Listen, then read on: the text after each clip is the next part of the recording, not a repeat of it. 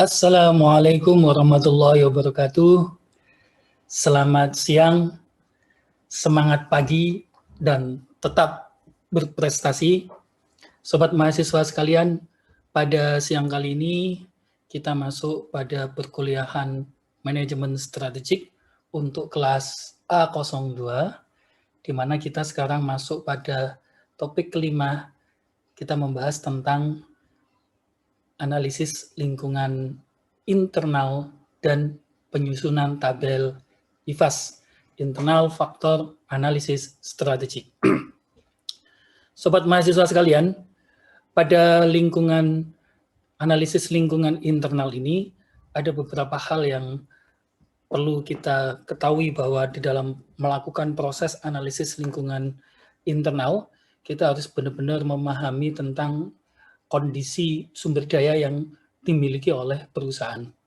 Karena kondisi sumber daya inilah yang nanti menjadi dasar kita menentukan apakah sesuatu itu menjadi sebuah kekuatan buat perusahaan ataukah sesuatu itu menjadi sebuah kelemahan daripada perusahaan. Baik, saya akan share materi saya.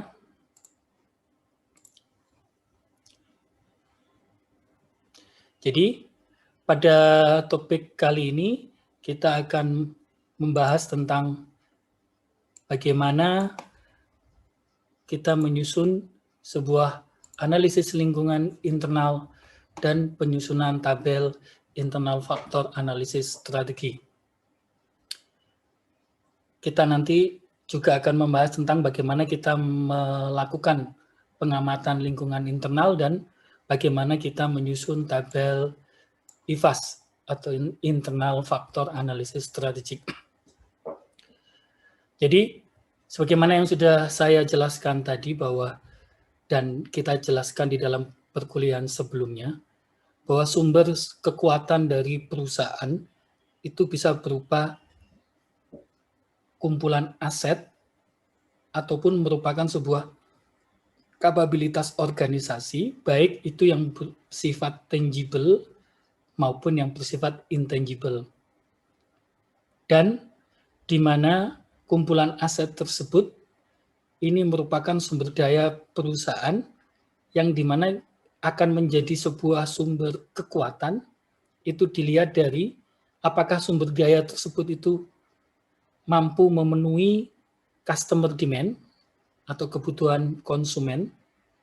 Kemudian yang kedua, apakah sumber daya tersebut itu merupakan resource scarcity, jadi biasanya ini sulit ditiru oleh pesaing dan biasanya ada pada di kapabilitas sumber daya manusia yang dimiliki oleh perusahaan. Kemudian yang ketiga adalah appropriability, yakni kemampuan untuk menyediakan distribusi profit, jadi menjaga keseimbangan antara kepentingan perusahaan dengan kepentingan karyawan dan stakeholder internalnya khususnya.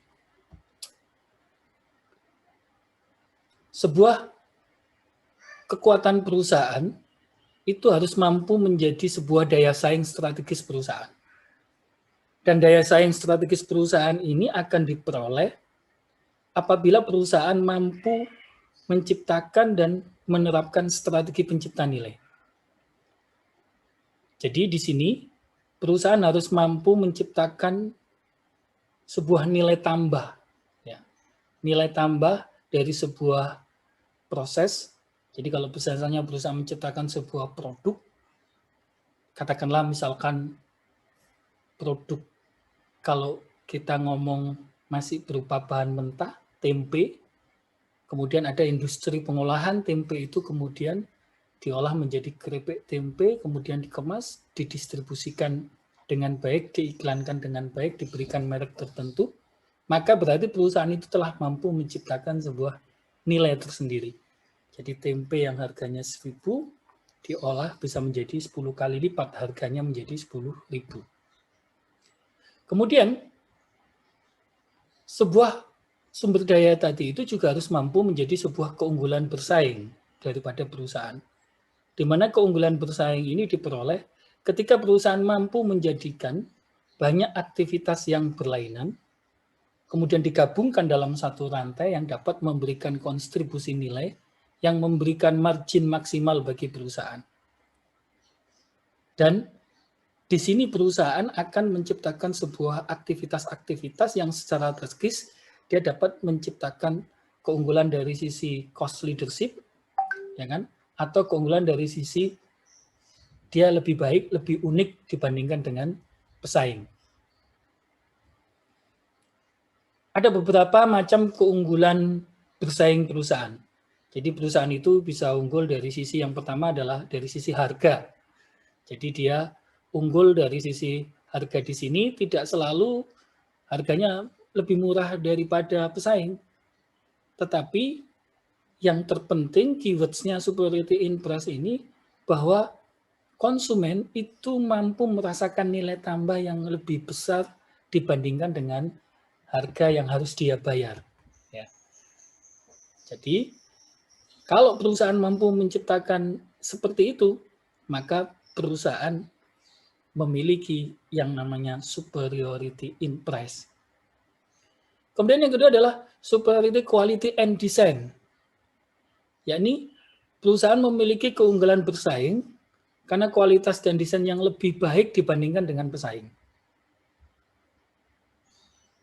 Jadi perusahaan mampu menciptakan sebuah produk dengan kualitas dan desain yang lebih baik daripada para pesaingnya. Ini akan menjadi satu keunggulan bersaing perusahaan. Kemudian yang ketiga adalah superiority in customer responsiveness. Jadi sekarang, apalagi dalam situasi persaingan yang ketat, dalam situasi pandemi ini, perusahaan itu harus mampu merespon dengan cepat apa yang menjadi need and want-nya customer. Ya. Jadi kalau perusahaan, salah satu contoh, dalam situasi pandemi COVID seperti sekarang ini, customer menghendaki sebuah produk dengan kualitas yang baik dan harga murah. Maka salah satu cara yang bisa dilakukan adalah memutus rantai pasokan. Jadi produsen akan cenderung menghendaki bisa sampai kepada end user sehingga dia bisa memangkas biaya-biaya pasokannya.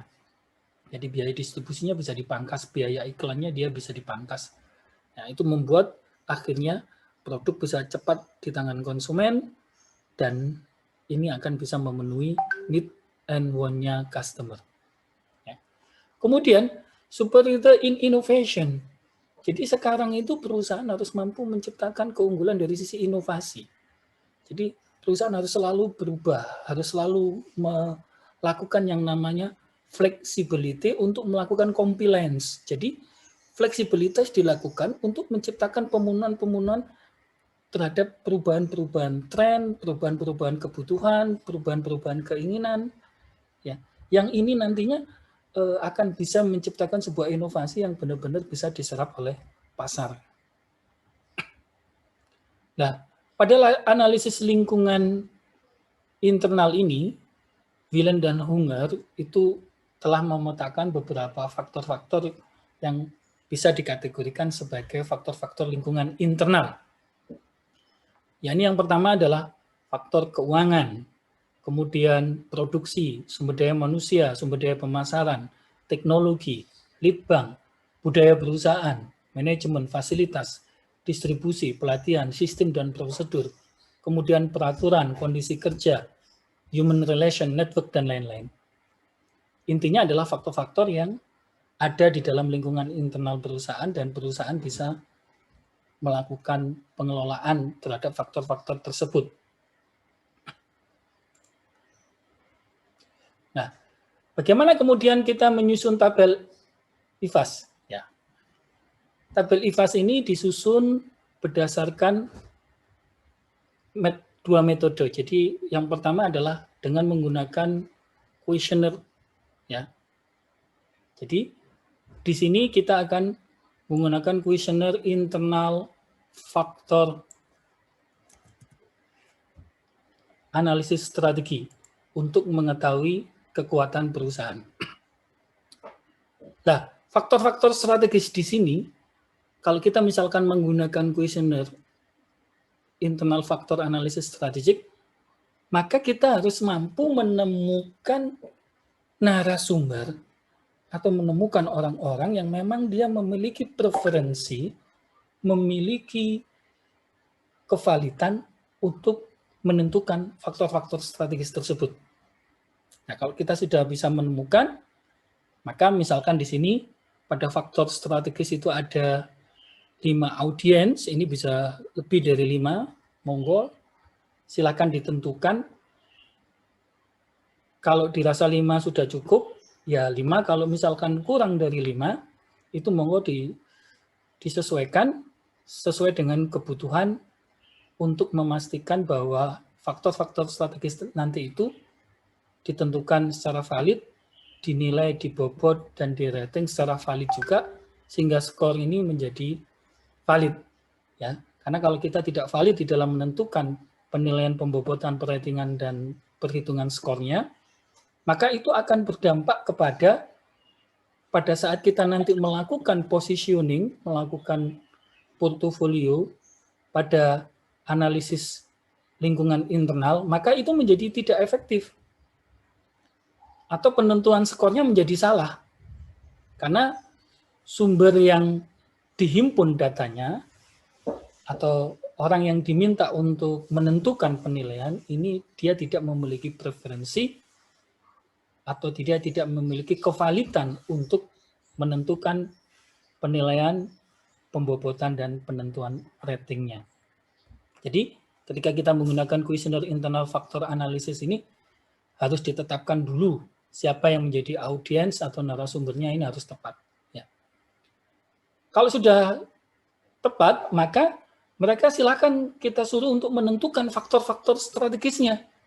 Jadi faktor-faktor strategis di sini yang menentukan itu adalah, misalkan di sini audiensnya adalah manajer pemasaran, manajer produksi, pelanggan, kemudian distributor, ya kan? Kemudian yang kelima misalkan karyawan, ya.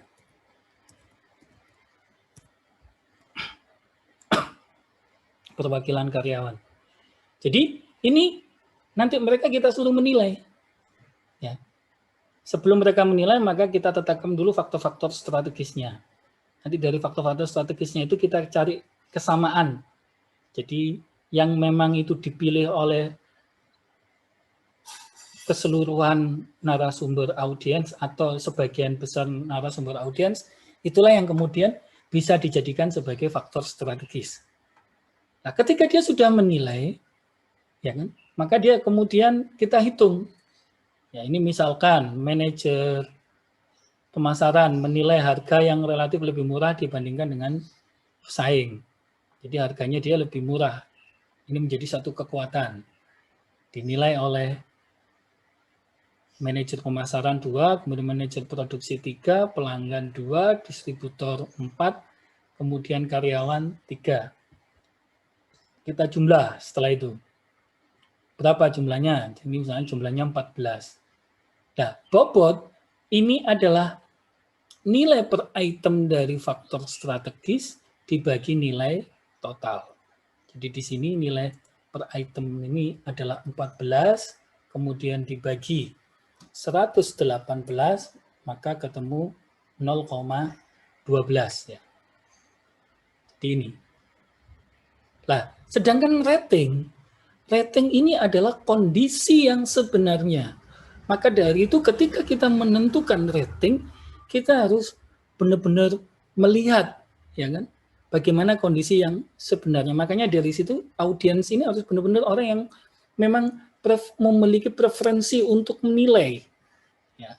Ini misalkan untuk rating harga yang relatif lebih murah itu manajer pemerasan menilai 2, kemudian manajer produksi menilai 3, pelanggan menilai 2, kemudian distributor menilai 4, kemudian karyawan menilai 3, jumlah totalnya 14. Nah, karena rating ini kondisi yang sebenarnya, maka menghitung ratingnya juga apa yang sudah dinilai oleh para audiens tadi itu. Jadi di sini tinggal dibagi saja. Karena respondennya ada 5, berarti 14 dibagi 5, maka sama dengan 2,5. Ya. Sedangkan skor ini adalah kondisi yang sebenarnya. Jadi di sini skor ini adalah kondisi yang sebenarnya dari perkalian antara bobot dan rating. Jadi tinggal dikalikan saja. Jadi 0,12 dikali 2,8, maka kemudian di sini ketemu dengan 0,33. Begitu pula selanjutnya ya. Ini pada penentuan aspek kekuatan. Jadi ini tabel untuk menentukan kekuatan. Kemudian untuk menentukan kelemahan juga. Ini internal. Jadi questionnaire internal faktor analisis strategik untuk mengetahui kelemahan daripada perusahaan. Ya. Jadi di sini pada faktor strategis, penentuan faktor strategisnya sama kayak pada saat menentukan faktor kekuatannya. Jadi ini yang menentukan audiens, ya. Kemudian dipilih faktor-faktor strategisnya apa yang menjadi satu kelemahan perusahaan yang harus diingat. Jadi apa yang sudah masuk pada faktor kekuatan tidak boleh kemudian masuk lagi di faktor kelemahan, karena ini akan semacam kayak pita kompli. Jadi sudah dinyatakan kuat kok dinyatakan lemah, itu yang harus diingat ya. Jadi di sini, jadi misalkan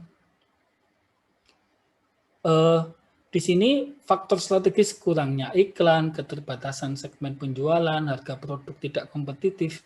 Ini yang menentukan adalah dari 5 orang audiens ini. Jadi ini karyawan ya.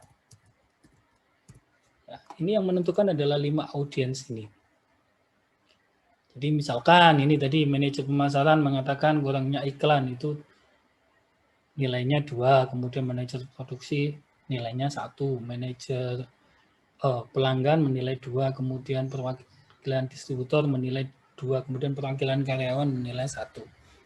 Nah, jumlahnya 8. Nah, bobot di sini 8 dibagi 42, maka ketemu 0,19. Nah, kemudian demikian pula juga dengan penentuan rating, karena rating ini adalah kondisi yang sebenarnya, jadi kita tinggal membagi hasil jumlah total dari apa yang sudah dinilai oleh para audiens ini dengan jumlah audiensnya. Jadi kalau 10 berarti jumlah audiensnya 5, 10 bagi 5, maka ratingnya sama dengan 2, karena ini kelemahan, maka dia tandanya minus. Ya. Kemudian skornya juga sama, tinggal mengalihkan bobot 0,19 kali rating minus 2, maka ketemunya sama dengan minus 0,53. Jadi ini adalah cara menyusun tabel IFAS jika kita menemukan sumber audiens yang terpercaya untuk menilai. Nah, sekarang persoalannya jika kita misalkan tidak menemukan sumber terpercaya untuk menentukan faktor-faktor strategisnya tadi, maka apa yang harus kita lakukan? Nah, pada posisi ini maka kita bisa menentukan nilai berdasarkan konsep atau teori atau hasil riset yang itu menjadi rujukan dari banyak orang dan sudah dipastikan kesohiannya, kevaliditasannya secara konten, secara keilmuan, ya kan? Karena ilmu itu ketika jadi formula, jadi model, jadi rumus itu berangkat dari hasil penelitian juga, hasil riset, berarti kan berangkat juga dari bukti-bukti empiris. Jadi itu bisa dijadikan sebagai salah satu dasar, ya kan? Ini misalkan contoh, sudah ditetapkan faktor internal terkait dengan kekuatan dan kelemahan perusahaan. Di sini nanti strength itu kita kasih tanda positif, kemudian strength kita kasih tanda positif, sedangkan yang weakness kita kasih tanda negatif ya. Jadi ini misalkan, jadi di sini positifnya mampu memproduksi barang berkualitas tinggi, kemudian negatifnya biaya produksi tinggi ya.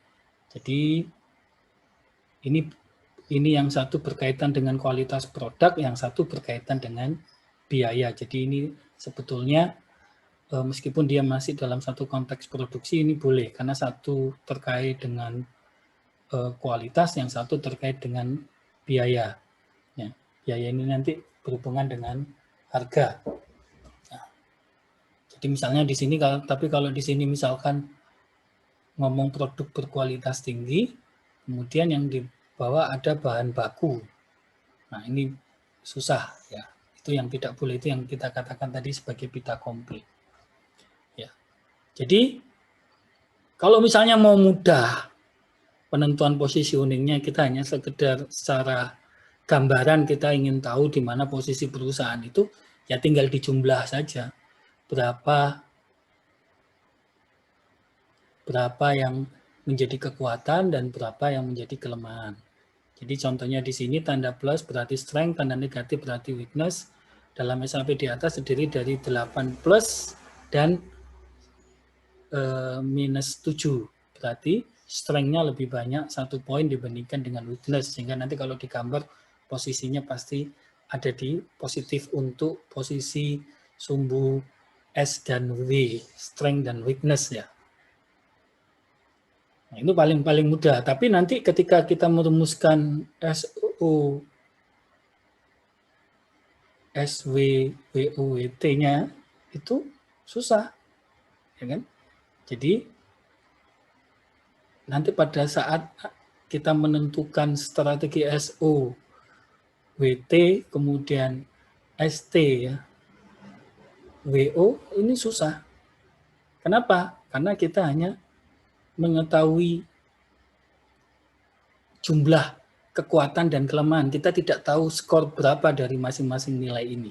Nah, untuk itu maka kemudian diperlukan yang namanya tabel IFAS.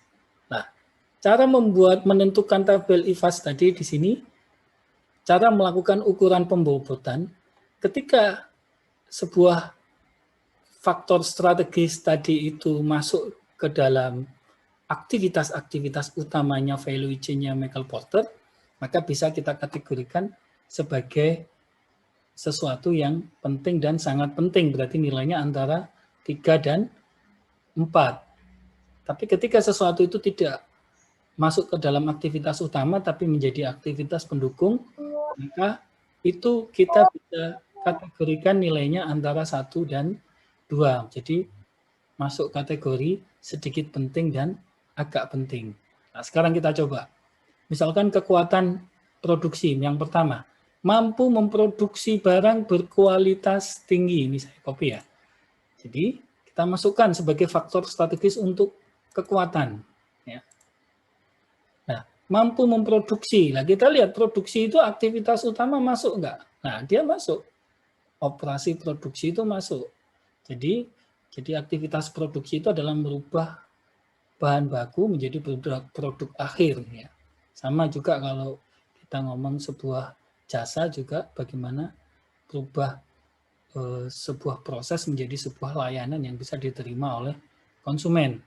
Nah, dalam kaitannya ini berarti nilainya dia antara 3 dan 4. Tinggal kita lihat jenis perusahaannya. Ya. Jadi kalau perusahaannya itu berbasis memang dibutuhkan sebuah kualitas tinggi, preferensi konsumen itu ada pada kualitas barang, maka ini bisa kita nilai 4, ya kan?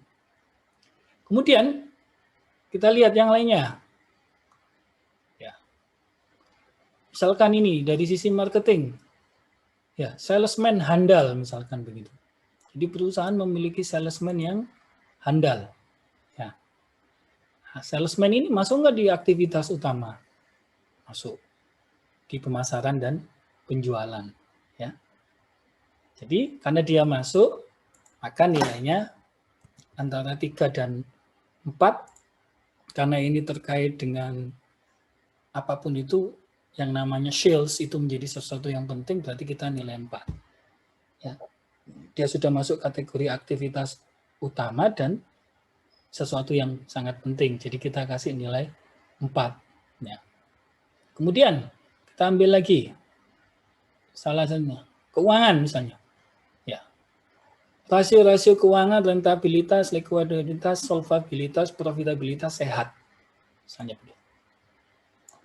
Nah, kita copy ini. Kita masukkan di sini. Ya.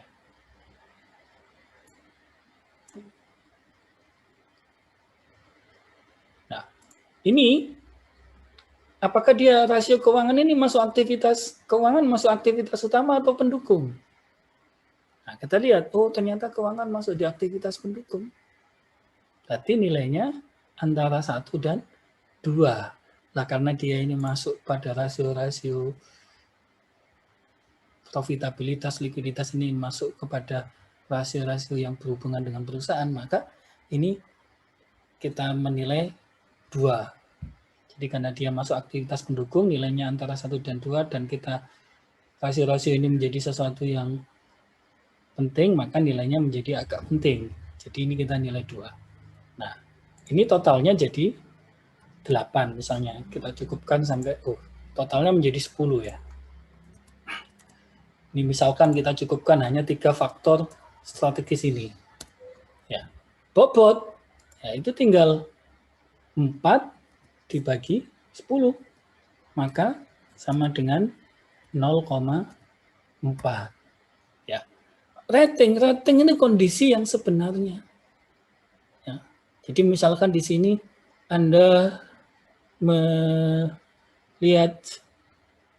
meneliti tentang produk handphone Xiaomi misalkan begitu. Nah, kita lihat apakah Xiaomi memang produknya berkualitas tinggi. Ya, bagus produk Xiaomi. Dia punya OS yang bagus, tapi masih ada yang lebih bagus dari dia, yaitu misalkan Samsung. Tapi Xiaomi pada preferensi tentu dia bagus. Berarti kita masukkan nilainya 3. Ini kondisi yang sebenarnya ya. Jadi nilainya kuat. Kalau sangat kuat itu berarti dia yang nomor 1. Tapi kalau dia tidak nomor 1 ya kita anggap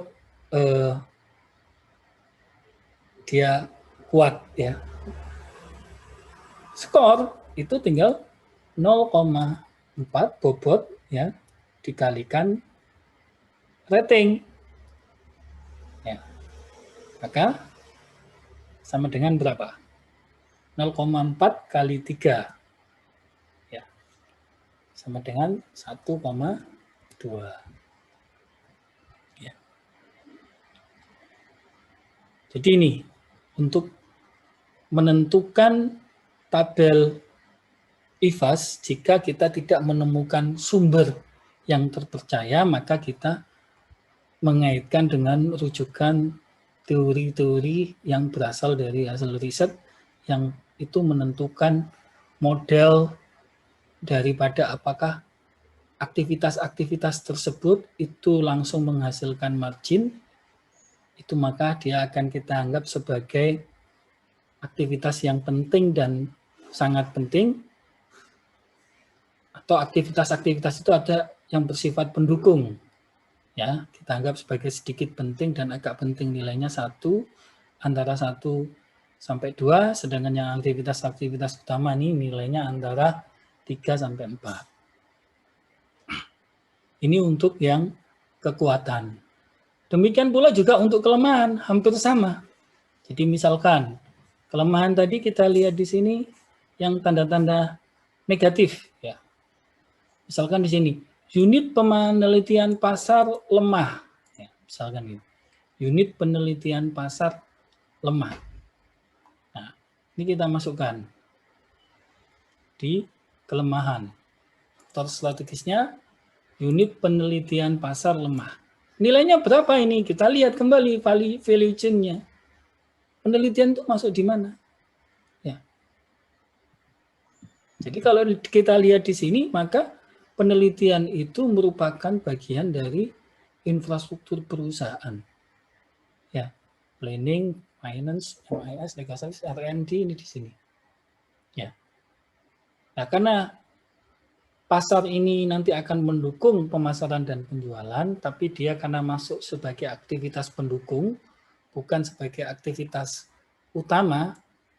Jadi kita memberikan nilai pada unit penelitian pasar yang lemah tadi itu antara 1 dan 2. Tapi karena ini berkaitan dengan pasar, kita kasih nilai dia 2. Ya.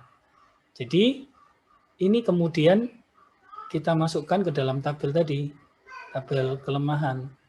Jadi ini nilainya 2. Ya. Kemudian kita lihat lagi apa yang masuk sebagai kelemahan. Ya. Misalkan ini, loyalitas karyawan rendah. Ya.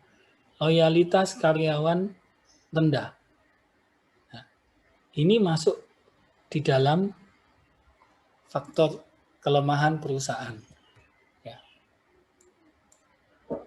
Jadi, loyalitas karyawan rendah itu masuk apa?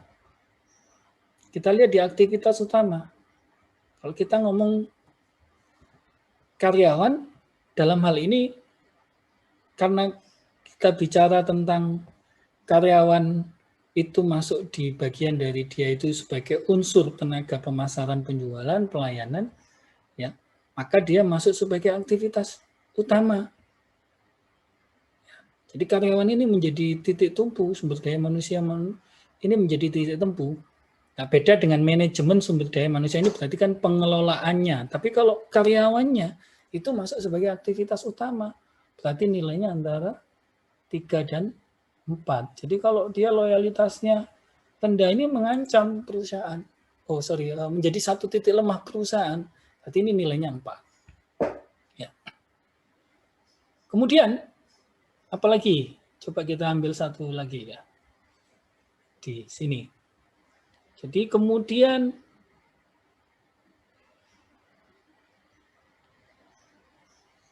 struktur organisasi terlalu luas. Ya. Nih. Ya, jadi satu kelemahan lagi, tanda negatif, struktur organisasi terlalu luas. Nah, struktur ini tadi masuk di manajemen sumber daya manusia. Nah, ini masuk kategorinya dia adalah apa? Aktivitas pendukung. Berarti nilainya antara 1 dan 2. Misalnya ini kita kasih nilai dia 2 karena ini berkaitan juga dengan karyawan yang menghasilkan margin perusahaan. Kemudian kita cari lagi satu. Misalkan corporate culture lemah, budaya perusahaan.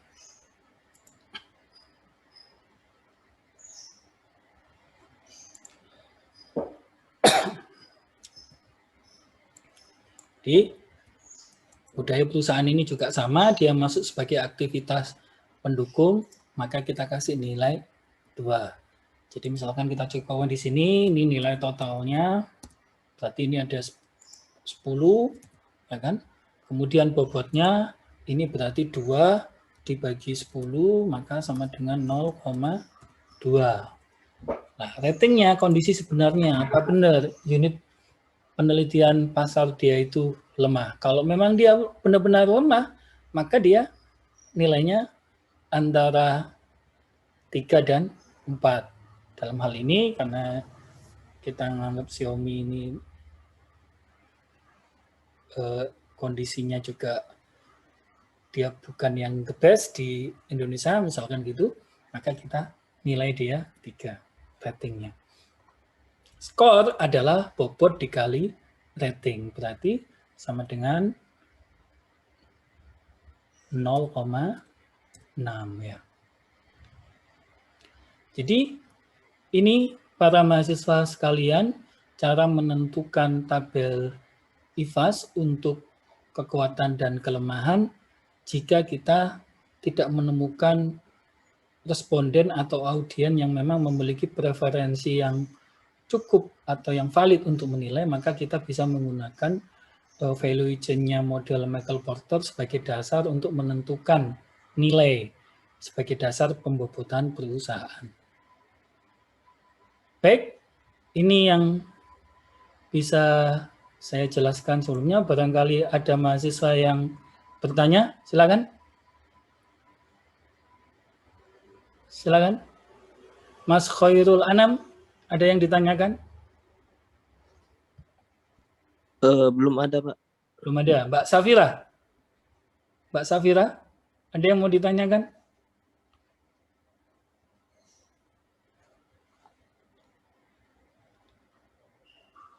Ya. Mas Andi Taris, ada yang mau ditanyakan? Belum, Mbak. Belum. Nah, kalau belum, sekarang coba Mas Andi Taris ya. Ini kan, saya share lagi ya. Ini kan ada beberapa faktor yang tadi belum, faktor strategis yang belum saya hitung di dalam tabel IFAS-nya. Contohnya ini di kekuatan ya. Kekuatan ini kan tadi banyak ada yang belum saya hitung, yaitu contohnya di sini ini. Ada pembagian kerja yang jelas. Ya. Ada pembagian kerja yang jelas. Jadi ada faktor strategis kekuatan, ada pembagian kerja yang jelas. Ini nilainya berapa Mas Andi Taris?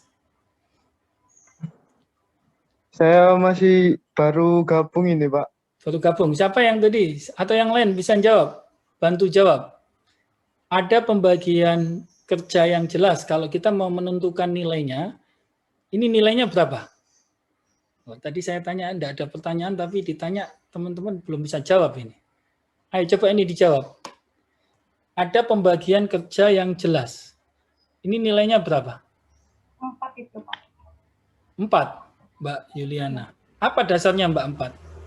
Karena menurut saya itu sangat penting, Pak, untuk pembagian pekerjaan yang jelas. Menurut Mbak Yuliana, tapi kalau kita kaitkan dengan teorinya value chain Michael Porter, pembagian kerja yang jelas itu masuk di mana Mbak Yuliana?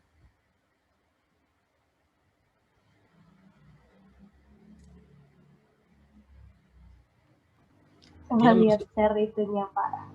Ya, jadi kalau sudah kelihatan share-nya ini. Ya. Jadi kalau kita kaitkan dengan value chain model Michael Porter, pembagian kerja yang jelas itu tidak langsung menghasilkan margin. Jadi dia bisa menghasilkan margin tapi melalui aktivitas utama. Makanya dia masuk sebagai aktivitas pendukung, yakni manajemen sumber daya manusia. Nah, tadi kalau dikatakan penting, ya tinggal nanti memberikan nilai di sini ya 2, karena dia nilai maksimalnya 2. Ya.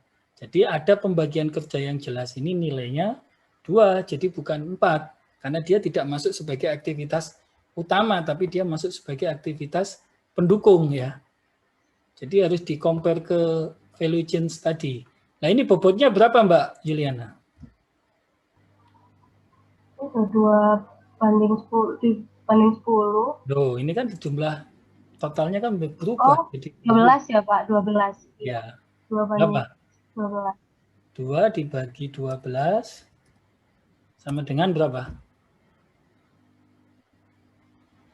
0,16. 0,16. Nah tadi kan Mbak Yuliana mengatakan bahwa itu sangat penting Pak. Lah itu bisa dikasih di rating. Kondisi yang sebenarnya ya kan. Jadi itu sangat penting Pak. Nah tapi bagaimana kondisi yang sebenarnya di perusahaan? Apakah dia kuat pembagian kerjanya atau lemah? Ya kan? Atau sedikit kuat? Ya kan? Kan ini kan tadi masuk di kekuatan. Nah, tadi kalau misalkan Mbak Yuliana mengatakan bahwa ternyata di perusahaan saya itu dia pembagian kerjanya sangat kuat. Jadi masing-masing orang itu sudah pasti tahu Pak apa pekerjaannya. Nah, berarti dia bisa kita kasih nilai 4 sangat kuat gitu. Ya. Jadi bisa di pendapat atau pengamatan Mbak Yuliana tadi bisa dimasukkan di dalam rating ini. Ya, karena ini kan kondisi yang sebenarnya. Tapi kalau dalam pembobotan, dalam menentukan nilai, kita harus merujuk kepada sebuah teori yang memang sudah dijadikan sebagai generik yang dipastikan bahwa itu bisa menjadi sebagai dasar acuan. Ya. Jadi value chain-nya Michael Porter itu. Sedangkan kalau kita misalkan dalam observasi kita melihat bahwa itu dia sangat kuat, Pak. Dia memang pembagian kerjanya itu berperan betul terhadap kesuksesan karyawan, kesuksesan perusahaan ya. Berarti di sini tulis angkanya di rating sangat kuat. Jadi ini skornya berapa Mbak Yulian? 0,66. Iya, Pak. 0,16 kali 4 berapa? 0,66. 0,66 ya. Benar? Iya, Pak. 64. Ya. Jadi gitu ya caranya. Ini Iya, Pak. lebih menegaskan kembali. Karena perlu saya tegaskan di ini karena kemarin ketika saya hanya menampilkan apa yang ada di Elina tapi tidak melakukan model sinkronus, jadi model online secara langsung begini, ternyata banyak yang kurang paham, makanya ini penting saya lakukan kuliah secara sinkronus melalui online secara langsung kepada para mahasiswa. Baik, ada pertanyaan yang lain atau sudah cukup? Silakan. Sudah cukup ya? Masnya? Sudah jelas ya? Kalau sudah jelas berarti semuanya bisa ya nanti ngerjakan tugasnya ya. Menyusun tabel internal faktor analisis strateginya ya. Insya Allah. Nah, kalau Mbak Yuliana sudah praktek tadi ya bisa. Ya. Nah, teman-teman tinggal nanti melihat rekamannya ya. Nanti coba diperhatikan sebelum mengerjakan tugasnya melalui rekaman video kuliah ini. Ada pertanyaan lain? Jelas semuanya? Karena kata kuncinya penggunaan analisis SWOT itu yaitu pada penyusunan tabel IFAS dan EFAS yang nantinya digunakan sebagai dasar untuk menentukan positioning pada diagram SWOT-nya. Dan di situ nanti sebagai dasar untuk menentukan strategi kebijakan dan program ya. Makanya perlu diperhatikan betul, ini menjadi baseline sebagai dasar acuan untuk nantinya menentukan positioning perusahaan dengan tepat sehingga nanti strateginya bisa ditetapkan dengan tepat. Ya, karena nanti kenapa? Karena ketika bicara SO ya, SO itu menghubungkan skor tertinggi yang ada pada kekuatan dan skor tertinggi yang ada pada peluang. Makanya menentukan skornya ini harus benar. Kalau tidak benar nanti maka strategi SO-nya salah. Karena SO strategik itu adalah bagaimana kita menggunakan kekuatan yang dipunyai oleh perusahaan untuk menangkap peluang yang ada. Makanya ini kalau bisa menentukan skornya maka nanti bisa dilihat skor tertinggi pada kekuatan dihubungkan dengan skor tertinggi pada opportunity, peluang ya. Pada pertemuan ke-6 nanti Anda bisa melihat, tapi proses pada penyusunan tabel IFAS ini benar-benar harus diperhatikan karena ini menjadi kunci bagaimana Anda nanti bisa menggunakan analisis SWOT dengan benar untuk menentukan strategi, program, dan aktivitas perusahaan dengan benar. Ada pertanyaan yang lain? Silakan. Kalau tidak ada, saya akhiri ya. Atau masih ada? Masih ada pertanyaan? Oke, kalau tidak ada silakan kameranya dihidupin semua sebelum saya akhiri. Saya mau absen. Ayo silakan. Mbak Ana, ya. Yang lain, Mas Khairul Anam, Mbak Silvi. Ya. Kameranya jelek Pak di laptop Pak. Nggak apa-apa, ayo Mbak. Ayo, nggak apa-apa. Mas Muhammad, ayo. Ya, mau saya capture ini. Silakan. Ya. Masih belum hidup semua itu, Pak. Lah ya suruh hidupin semua itu. Nanti ada yang apapun itu yang ikut kuliah secara langsung online sinkronus ya istilahnya ini. Sinkronus melalui media Zoom ini ya akan ada perbedaannya ya. Ayo Mbak Yuliana dihidupkan. Mbak Sakila, Mbak Arlita. Pak, pakai hijab Pak. Ya, Mbak Sakila, Mbak Arlita, Mbak Mia, silakan dihidupin. Saya capture. Nah, ya. Mbak Sakila, Mbak Arlita, Mbak Ayu, Mbak Mia, yang lain sudah. Cuman hari ini yang ikut 14 ya. Iya, maaf Pak, nggak tahu semua ternyata. Soalnya kan nggak ada ininya. Pak, Ya, biasanya di Elina itu langsung kemarin kan saya minta untuk bikin grup Elina, grup WA. Kelas A02 ini yang dari kemarin janjikan grup WA, saya kok nggak di-invite. Ya dibikin ya grup WA-nya. Oh ya, habis ini saya bikin, Mbak. Ya, silakan Mbak Yuliana, saya tunggu dibikin karena teman-teman yang kelas baik kelas A maupun kelas B, kelas yang lain itu ada grup WA-nya. Karena kalau sebetulnya kalau teman-teman bisa melihat di Elina, saya pasti 1 hari sebelumnya itu kalau ada kuliah online sudah saya tampilkan di dalam Elina. Kalau ada kuliah yang sinkronus ya online melalui sinkronus, melalui tatap muka secara online itu biasanya saya tampilkan. Ya, tapi biasanya teman-teman kan tidak melihat kalau di Elina. Makanya harus melalui grup WA ya. Saya tunggu ya Mbak Yuliana nanti dibikin ya grup WA-nya. Oke, Pak. Di-invite teman-teman, saya juga di-invite. Baik, terima kasih perhatiannya. Saya berdoa teman-teman mahasiswa sekalian sehat selalu ya. Jaga kesehatan. Amin, Pak. Jaga Amin spirit, ya. ya. Jaga spirit, tetap semangat. Saya berdoa mudah-mudahan Anda selalu dilindungi oleh Allah, Tuhan Yang Maha Esa, selalu diberikan kesehatan, keluasan berpikir, diberikan kesehatan, dan yang terpenting adalah diberikan kebahagiaan ya. Bahagia itu adalah faktor penting untuk meningkatkan imun tubuh kita pada situasi pandemi COVID-19 ini. Jadi jangan lupa tersenyum, jangan lupa bahagia, hadapi segala sesuatu ini dengan tersenyum, ya kan? Yakin bahwa masa depan Anda cerah, sukses, apapun yang terjadi. Yakinlah bahwa kalau Anda tetap berusaha, Anda pasti akan sukses. Terima kasih. Saya ucapkan terima kasih. Selalu jaga kesehatan dan tetap semangat pagi dan tetap berprestasi. Assalamualaikum warahmatullahi wabarakatuh. Selamat siang. Waalaikumsalam warahmatullahi wabarakatuh.